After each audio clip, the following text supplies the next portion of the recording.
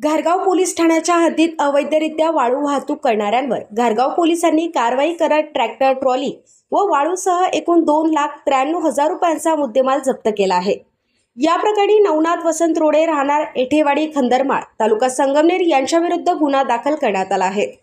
पोलिसांनी दिलेल्या माहितीनुसार दिनांक 18 जून रोजी सायंकाळी 6 वाजण्याच्या सुमारास एठेवाडी येथील कोंडारमाळा शिवारात मुळा नदी पात्रालगतच्या रस्त्याच्या कडेला ही कारवाई करण्यात आली।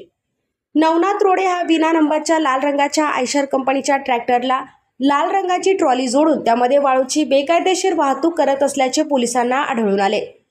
या कारवाईत पोलिसांनी अर्धा ब्रास वाळू, विना नंबरचा आयशर कंपनीचा लाल रंगाचा ट्रॅक्टर, लाल रंगाची विना नंबरची ट्रॉली असा एकूण 2,93,000 रुपयांचा मुद्देमाल जप्त केलाय।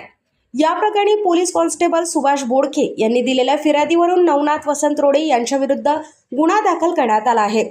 तर ही कारवाई घारगाव पोलीस ठाण्याचे पोलीस निरीक्षक बाबासाहेब बोरसे यांच्या मार्गदर्शनाखाली पोलीस हेड कॉन्स्टेबल राजेंद्र कोडे हे करत आहेत। नवनाथ गाडेकर, गाव पुढारी न्यूज, घारगाव।